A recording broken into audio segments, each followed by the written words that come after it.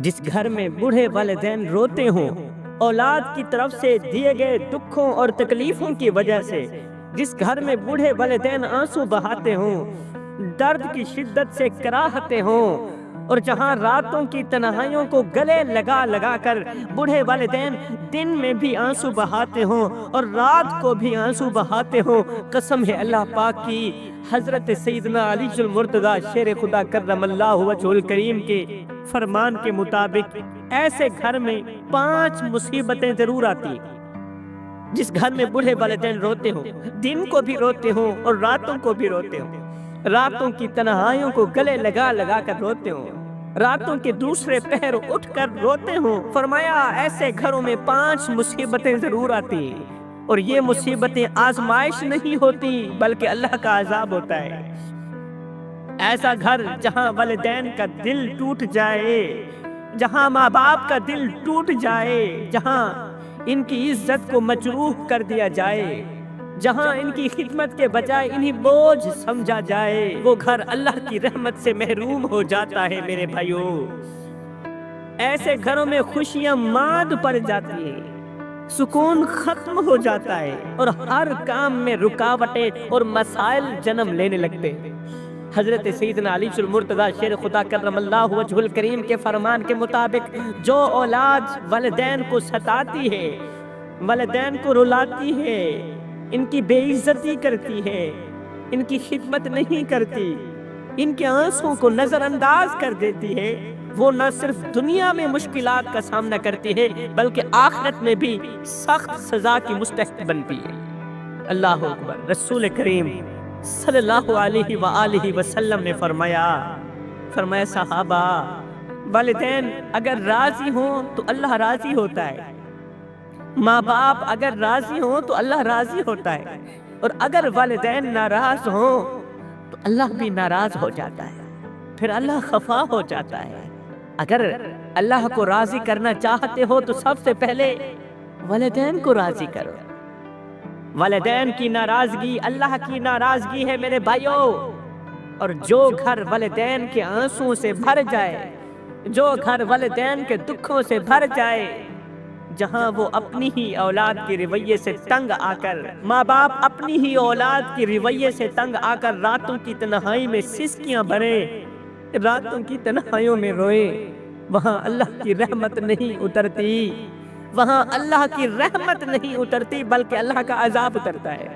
اس گھر میں اللہ کا عذاب اترتا ہے جس گھر میں بوڑھے ماں باپ روتے ہوں۔ حضرت سیدنا علی المرتضیٰ شیر خدا کرم اللہ وجہہ الکریم نے فرمایا ایسے گھروں میں 5 بڑی مصیبتیں ضرور آتی ہیں، اور یہ محض آزمائش نہیں بلکہ اللہ کی طرف سے ایک سخت سزا ہوتی ہے۔ یہاں پر میں تمہیں پتھر دلوں کو موم کر دینے والا ایک واقعہ سناتا ہوں۔ ایک نوجوان رسول کریم صلی اللہ علیہ وسلم کی خدمت میں حاضر ہوا۔ ایک نوجوان میرے کریم نبی کی خدمت میں حاضر ہوا، عرض کی یا رسول اللہ، میرا باپ میرا مال خرچ کر لیتا ہے، مجھ سے پوچھتا تک نہیں، آپ میرے باپ کو بلا کر اس کو کہو کم از کم مجھ سے پوچھ تو لیا کرے۔ رسول کریم صلی اللہ علیہ وسلم نے فرمایا جاؤ اپنے باپ کو لے کر آؤ، میں اس سے پوچھتا ہوں کہ آخر وہ تجھ سے کیوں نہیں پوچھتا، بغیر پوچھے تیرا مال کیوں خرچ کر دیتا ہے۔ نوجوان فوراً اپنے باپ کے پاس پہنچا، کہنے لگا ابا، رسول کریم نے آپ کو بلایا ہے، رسول کریم کی عدالت لگی ہے، اپنی عدالت میں آپ کو بلایا ہے۔ بوڑھے باپ کے قدم جسے زمین نے جکڑ لیے، بوڑھے باپ کا دل لرز اٹھا، آنکھوں میں بے چینی تیرنے لگی، وہ سمجھ گیا کہ رسول کریم کی عدالت میں بیٹے نے میری شکایت کر دی۔ لرزتے ہاتھوں سے سوٹی سنبھالتے ہوئے کامتے قدموں کے ساتھ رسول کریم صلی اللہ علیہ وسلم کی پاک بارگاہ میں اپنے قدم بڑھائے۔ یہ بوڑھا شخص رسول کریم صلی اللہ علیہ وسلم کی پاک بارگاہ کی طرف اپنے قدم بڑھا ہی رہا تھا، ابھی راستے میں ہی تھا کہ ادھر سے حضرت جبریل علیہ السلام رسول کریم صلی اللہ علیہ وسلم کی خدمت میں حاضر ہوئے اور عرض کی یا رسول اللہ، اللہ فرما رہا ہے کہ اس نوجوان کے باپ سے کہو جو ابھی راستے میں ہے، آپ تک پہنچا نہیں ہے، جب وہ آپ کے پاس پہنچ آئے تو اسے کہنا کہ اے بندے، جو اشعار تو نے راستے میں اپنے دل ہی دل میں پڑے ہیں نا، پہلے وہ اشعار سناؤ۔ اس نوجوان کے باپ کو کہنا، اے اللہ کے نیک بندے، راستے میں آتے ہوئے تو نے جو دکھ بھرے اشعار اپنے دل میں پڑے ہیں نا، وہ اشعار ہمیں سناؤ۔ اب جبریل علیہ السلام واپس چلے گئے۔ وہ بوڑھا شخص اپنے بیٹے کے ساتھ جیسے ہی رسول کریم صلی اللہ علیہ وسلم کی خدمت میں حاضر ہوا تو آقا کریم نے شفقت بھری نظر اس بوڑھے پر ڈالی اور فرمایا، اے اللہ کے بندے، تیرا فیصلہ بعد میں کریں گے، پہلے جو اشعار تو نے اپنے دل میں آتے ہوئے پڑھے تھے نا، دل میں کہے نا، وہ اشعار ہمیں سناؤ۔ یہ سن کر بوڑھے باپ کی آنکھوں میں آنسو بھر آئے، اس کی آواز کانپنے لگی، آنکھیں برس رہی تھی، دل زخموں سے چور چور تھا۔ باپ نے روتے ہوئے رسول کریم صلی اللہ علیہ وسلم کو وہ دکھ بھرے اشعار سنائے۔ وہ اشعار عربی زبان میں تھے، ان کا ترجمہ کچھ یوں تھا۔ باپ نے کہا، اے میرے بیٹے، جب تو پیدا ہوا تھا میں نے اپنی ذات کے لیے جینا چھوڑ دیا۔ میری نیند، میری بھوک، میری خوشیاں، سب کچھ تیرے لیے تھا۔ میری خوشی بھی تیرے لیے تھی، میری نیند بھی تیرے لیے تھی۔ میں دن میں محنت کرتا، رات کو تجھے تھام کر سوتا تھا، پورا دن کڑکتی دھوپ میں تپتی ریت کے اوپر کمزور سے کندھے پر بوریاں لاد لاد کے دن رات ایک کر کے محنت مزدوری کرتا کہ مجھے کچھ ملے نہ ملے، میرے بیٹے کو روٹی کا ٹکڑا مل جائے۔ میں پورا دن محنت کرتا، رات کو تجھے تھام کر سوتا، تجھے گلے لگا کر سوتا۔ جب میں تجھے گلے لگاتا تھا تو میری ساری تھکاوٹ دور ہو جاتی تھی۔ بیٹا، تیری ہلکی سی آہٹ پر میں جاگ جاتا تھا۔ جب تجھے بخار آتا تھا نا تو میں پوری رات تیرے سرہانے بیٹھا رہتا تھا۔ جب تو کروٹ بدلتا تھا تو میں اللہ تعالیٰ سے ڈھیروں دعائیں کرتا تھا کہ اللہ کہیں میرے بیٹے کو کچھ ہو نہ جائے۔ بیٹا، تو گود میں تھا، میں اس وقت بھی تیرے لیے پریشان تھا اور میں آج بھی تیرے لیے پریشان ہوں، میں آج بھی تیرے لیے فکر میں ہوں۔ بیٹا، جب تجھے بخار آتا نا تو میں رات بھر تیرے سرہانے بیٹھا رہتا تھا، تیرے ماتھے پر ہاتھ رکھتا ہوا تیری سانسیں گنتا رہتا تھا اور اللہ سے دعائیں کرتا رہتا تھا کہ یہ بیماری مجھے لگ جائے، میرے بیٹے کو کچھ نہ ہو، اللہ یہ بیماری مجھے لگا دے۔ بیٹا، میں تیرے دکھوں کو اپنے دکھ سمجھتا رہا، میں تیری بیماری کو اپنی بیماری سمجھتا رہا، اللہ سے دعائیں کرتا تھا، اللہ یہ بیماری مجھے لگا دے، میرے بیٹے کو آزاد کر دے اس بیماری سے۔ بیٹا، میں اپنی نیندیں تجھ پر قربان کرتا رہا، مگر آج تو کہتا ہے کہ میں تیرے مال کو کیوں خرچ کرتا ہوں؟ بیٹا، تیرے رونے پر میں روتا تھا، میں وہ باپ ہوں، تیری آہ پر میری آہ نکلتی تھی، تیری ہائے پر میری ہائے نکلتی تھی، تیری چیخ پر میرا دل لرز جاتا تھا۔ جب تو بیمار ہوتا میں دوڑ دوڑ کر کبھی ادھر کو بھاگتا کبھی ادھر کو بھاگتا تیرے لیے دوا لاتا۔ جب تو بھوکا ہوتا میں اپنے منہ سے نوالا نکال کر تیرے منہ میں ڈالتا۔ جب میں تجھے بھوکا دیکھتا تھا تو میں بیماری کے ہونے کے باوجود بھی، بیمار ہونے کے باوجود بھی، کمزور ہونے کے باوجود بھی، میں لاغر ہونے کے باوجود بھی محنت مزدوری کے لیے نکل جاتا تھا، پھر وزنی بھاری بوریاں اپنے کندھے پر لاتا تھا، صرف اس سوچ کی بنیاد پر کہ مجھے کچھ ملے نہ ملے، میرے شہزادے کو روٹی کا ٹکڑا مل جائے۔ میں نے اپنی ضرورتوں کو بھلا دیا، اپنی خواہشات قبرستان میں دفن کر دی، صرف اس لیے کہ میرا بیٹا خوش رہے۔ میں اپنے بیٹے کے چہرے پر خوشی دیکھنا چاہتا ہوں، مسکراہٹ دیکھنا چاہتا ہوں۔ بیٹا تو بچہ تھا، میں جوان تھا، میں اپنی رگوں سے خون نکالتا رہا، تیری رگوں میں ڈالتا رہا، میں اپنی سانسیں گھٹاتا رہا، تجھے زندگی دیتا رہا، اپنے منہ سے نوالا نکالتا رہا، تجھے کھلاتا رہا۔ تجھ میں جوانی بھرتی گئی، مجھ سے بڑھاپا جوانی چھنتا گیا، یہاں تک کہ آج تو طاقتور ہو گیا اور میں کمزور ہو گیا، آج تو عزت دار ہو گیا اور میں بے عزت ہو گیا۔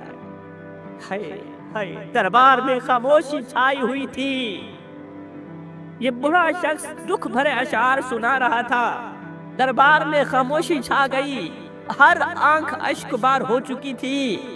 رسول کریم صلی اللہ علیہ وسلم نے نوجوان کی طرف دیکھا، وہ نوجوان جو زمین پر نظریں گاڑے ہوئے کھڑا تھا، اس کے چہرے پر شرمندگی کے آثار تھے۔ بیٹے کے ہونٹ کانپ رہے تھے، آنکھیں آنسو سے لبریز تھی۔ باپ نے کہا بیٹا جب تو چھوٹا تھا میں تجھے اپنے باہوں میں لیے پھرتا تھا، آج جب میں بوڑھا ہو گیا ہوں تو میرے کندھے پر ہاتھ رکھنے کے بجائے مجھے بوجھ سمجھنے لگا ہے، میری پچھلی قربانیوں کو بھول چکا ہے۔ بیٹا جب تو چل نہیں سکتا تھا میں نے تجھے انگل پکڑ کر چلنا سکھایا، آج جب میں لرزتے قدموں سے چلتا ہوں، آج جب میں کمزور قدموں سے چلتا ہوں تو پیچھے مڑ کر دیکھنا بھی گوارا نہیں کرتا۔ بیٹا میں تیری ہنسی کے لیے راتوں کو جاگتا رہا، تیری مسکراہٹ کے لیے راتوں کو جاگتا رہا، اپنی نیندیں قربان کرتا رہا، اپنی خوشی قربان کرتا رہا۔ آج جب میری آنکھوں میں جھریاں آئیں تو نے مجھے سہارا دینا بھی چھوڑ دیا۔ بیٹا تیرے رونے پر میری دنیا لرز جاتی تھی، آج میری آنکھوں میں آنسو ہیں اور تجھے کوئی فرق نہیں پڑ رہا۔ تو بیمار ہوتا تھا میں رات بھر جاگتا تھا، تیرے لیے دعائیں کرتا تھا، لیکن آج میں بستر پر بے بس پڑا ہوں اور تو مجھے دیکھنا بھی گوارا نہیں کرتا، تو مجھ سے میرا حال تک پوچھنا گوارا نہیں کرتا۔ میں نے تیری ہر خوشی پوری کی، اپنی ضرورتوں کو بھلا کر تجھے خوشیوں سے نوازا۔ ہائے بزرگ کے دکھ بھرے اشعار نے صحابہ کرام کو رلا کے رکھ دیا، باپ کے دکھ بھرے جملوں نے صحابہ کرام کو رلا کے رکھ دیا۔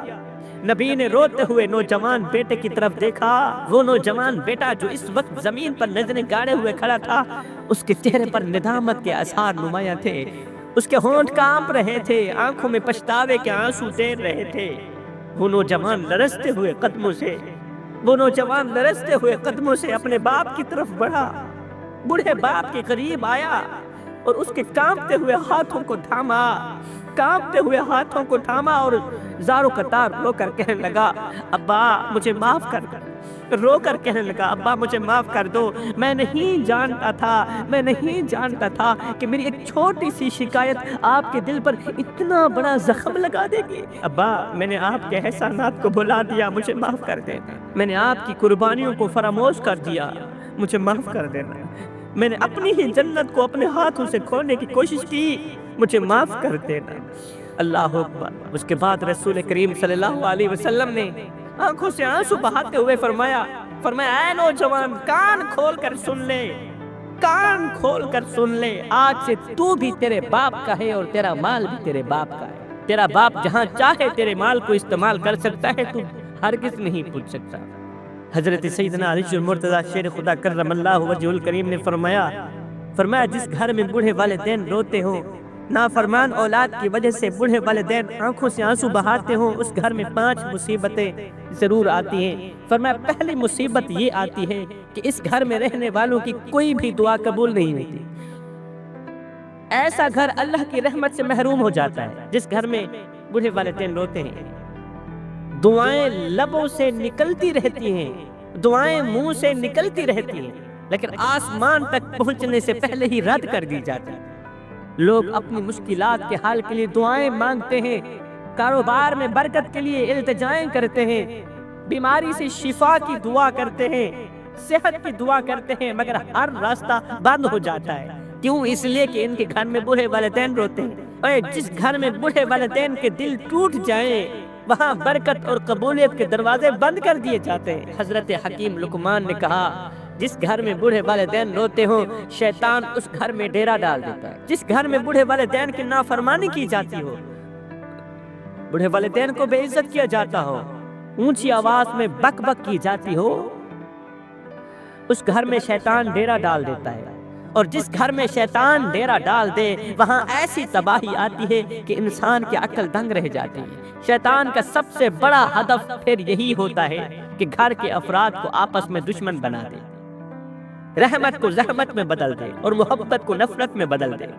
وہ گھر جہاں والدین کی آنکھیں نم ہوں وہاں شیطان اپنے جال پھیلا کر ایسے حالات پیدا کر دیتا ہے کہ تباہی کے سوا کچھ نہیں ہوتا۔ وہ کون سی تباہی ہوتی ہے؟ گھر میں ہمیشہ جھگڑے اور بے سکونی رہتی ہے، یہ تباہی ہے۔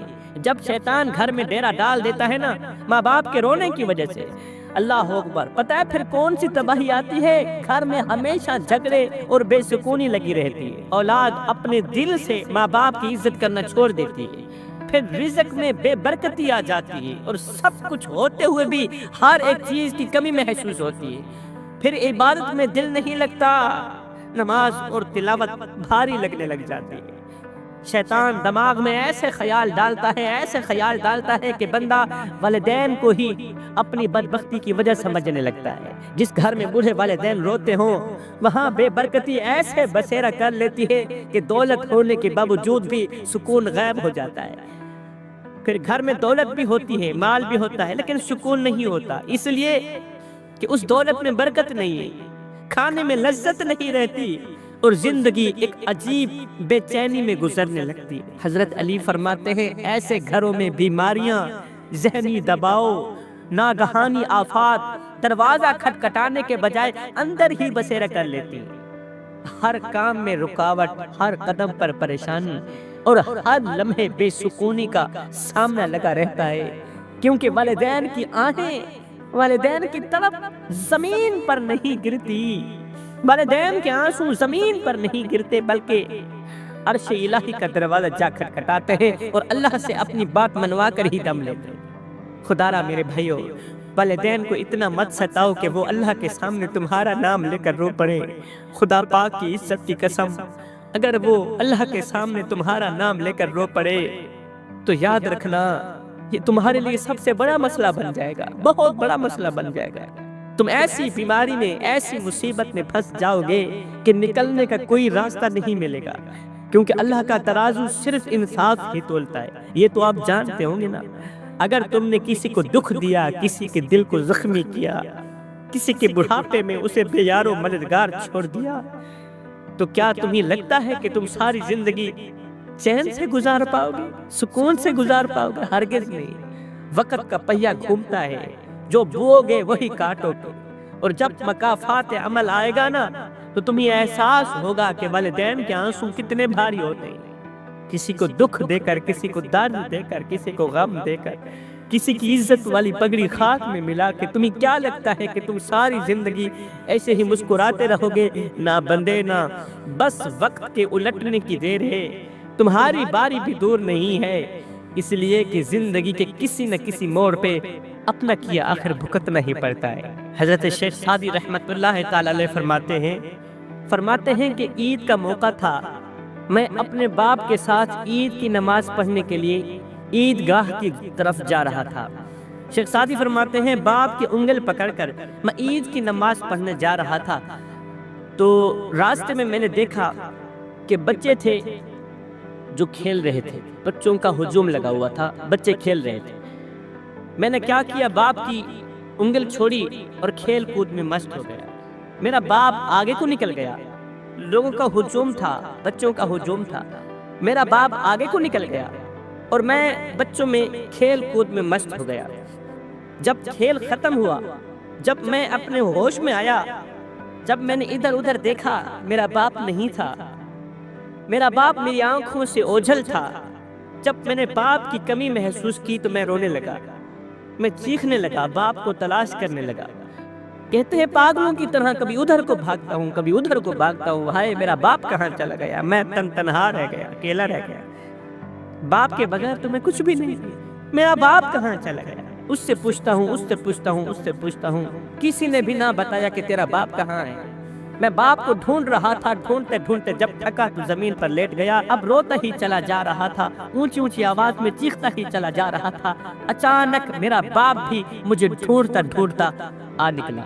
میرا باپ جب میرے قریب آیا نا تو مجھے ڈانٹ کر کہا، او سعدی، میں نے تجھے کہا نہیں تھا میری انگل نہیں چھوڑنی، اور میں نے تجھے کہا نہیں تھا میری انگل نہیں چھوڑنی۔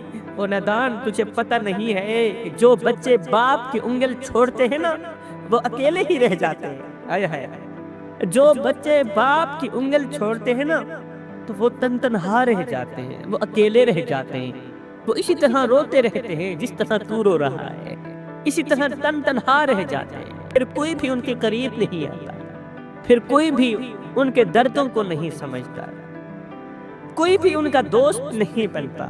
اے نوجوان، ساری کائنات تجھے نیچے کو دیکھنا چاہتی ہے، تجھے گرانا چاہتی ہے، ایک تیرا باپ ہی ہے جو تجھے اوپر کو دیکھنا چاہتا ہے۔ جو ہر حال میں تجھے ترقی میں دیکھنا چاہتا ہے۔ بازار سے ہر چیز مل جاتی ہے مگر باپ کا پیار نہیں ملتا۔